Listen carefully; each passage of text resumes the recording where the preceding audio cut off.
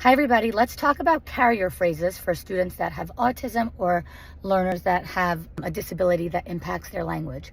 So if you took a neurotypical baby that's around the age of 12 months old, they probably have a handful of words such as mama, up, milk. If your 1-year-old ever asked you for milk, you would never say, Grace, say, can I have more milk, please?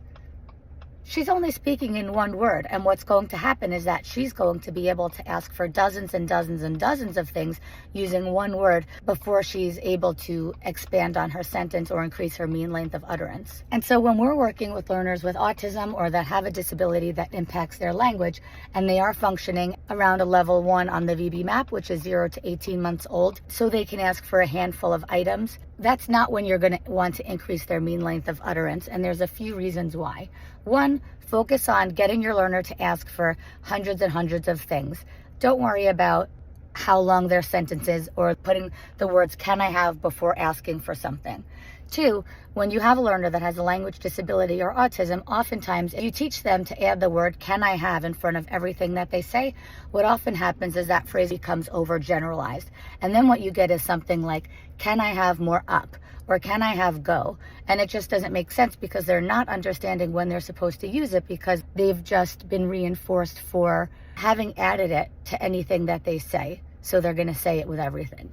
And the last reason is if you do have a learner that's just beginning to speak, and they've typically gotten what they needed in the past by using problem behavior because they didn't have a functional form of communication. Maybe they swiped, or they kicked, or they cried, dropped to the floor. However it is that they got what they needed, we need to teach them an appropriate replacement behavior.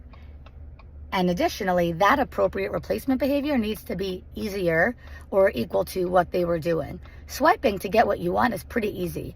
Hitting to get what you want is pretty easy. Making someone say, can I please have more chips is really effortful.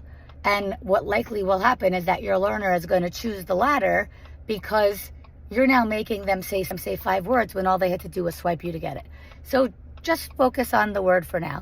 Chips, and that's it, and reinforce it. And always remember, function over form. If it doesn't add value to your learner, then don't teach it.